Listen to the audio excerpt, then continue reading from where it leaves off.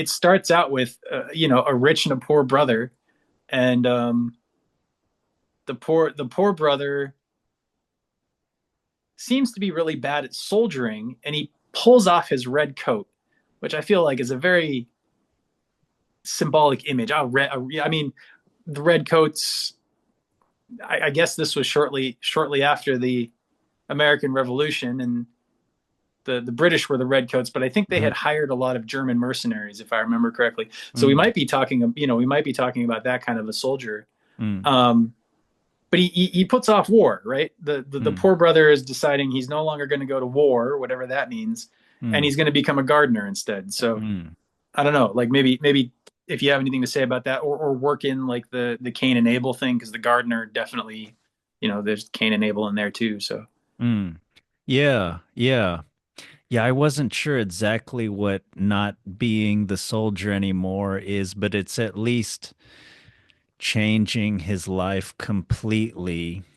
A soldier is also someone who goes around, who is not tied to the land so much, is more tied to like a way and discipline, and therefore a larger, somewhat abstract entity, the state, or yeah, it's not like a militia member or not like a tribal warrior or something. They're kind of an official kind of thing. And then he becomes a gardener. He's tied to the land, this particular piece of land, and he's going to try to, and they nourish rather than use violence. So it's almost like mm. he becomes the opposite. And one thing I noticed is that at the beginning of the story, we have these two brothers who are both soldiers. So they're the same in some ways, and yet they're the opposite. One is rich, one is poor.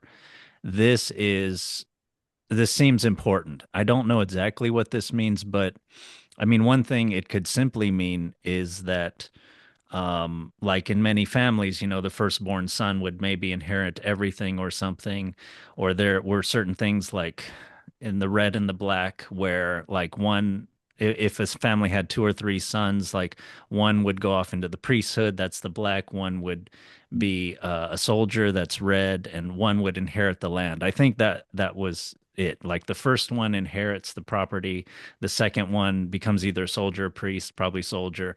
Third one, if they have a third one, becomes a priest, something like that. But Mhm, either mhm. way, yeah.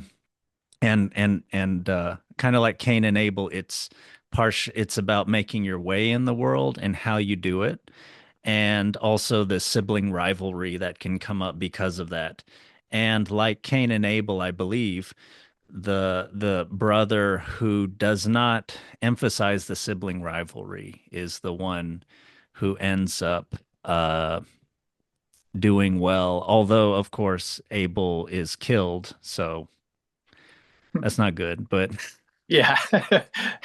he's not Ends kind of exactly poorly. successful. But at least, but compared to Cain, he's successful, right? He does not roam the earth with a mark of sin and is just lives a living hell, Hmm. So Yeah.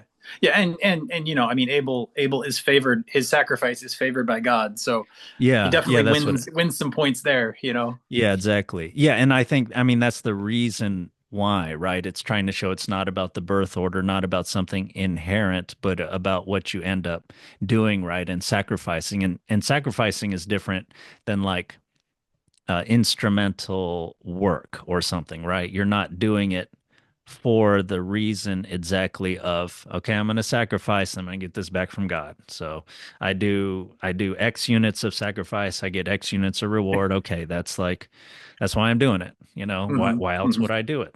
You know. So, Yeah. Yeah. Yeah. Yeah. Yeah. Yeah. I like that the soldiers, the brothers, like one of them is initially one of them, like they're both soldiers, so they're both like they make their money through war. They make their money through combat, regardless of if it's for the state or if it's mercenary work or if it's any kind of like if you're a rich soldier, you're really good at like killing people because you were right, told to. right. And if you're a poor soldier, the chances are that you're not very good at it. Mm, Um, so that's interesting in and of itself. And there's sort of a like you see there's something you said anyway, there's something about the rich brother, like he's engaging with the world. He's whether it's soldiering and killing, or if it's like money and counting and commerce, like there's sort of a outward kind of a thing. And the other Mm, brother that's less successful, he, like you said, he turns to the ground. He starts to cultivate. He starts to kind of, um, if you see it sort of the same way we were talking about with the Turnip Princess, if you see it as like, um, all the elements of the story are like a dream, like they're all part of the same person, so to mm, speak. Like the one that turns to the earth and starts to cultivate the earth and starts to plant mm. and grow, as opposed to being out in the world trying to take and kill and conquer. There's definitely a like a dichotomy there. Um, so I thought that was pretty cool. And then the one who does so ends up growing this giant turnip that he doesn't have any use for. And like, I don't know, I want to go with like, I guess I'm cautious of going with the same interpretation from the previous turnip story. But if you're developing these gifts, or this self, or this sense of being, like his gets really big. Like his tending to himself, his tending to like grow his soil, kind of grow from what's native to him, instead of trying to go out in the world and take things.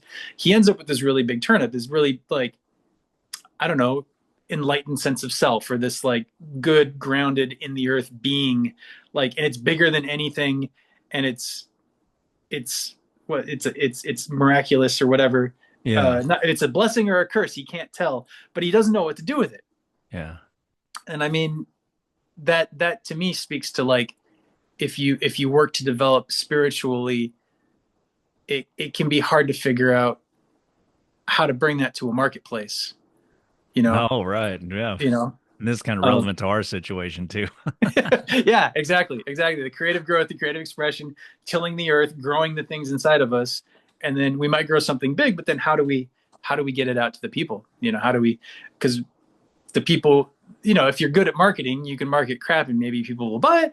I don't know. Yeah. I don't want to. Yeah. I don't want to be too defeatist about it. But we've got this soldier brother who's super rich at being a soldier, and this other brother who's not very good at doing that, but he manages to make this giant turnip. You know. Um, so yeah, and then the Cain and Abel thing I thought was really interesting, because it's almost like it turns it on its head, because in the Bible story, uh, Abel was a shepherd and Cain was the farmer. And so in that one you have, I mean, I don't know if this is just a coincidence, or just the symbols not quite mapping, but Mm, it's still fun to play with. Like mm, the farmer's sacrifice to the Lord in the Bible is not as satisfying as the shepherd's sacrifice of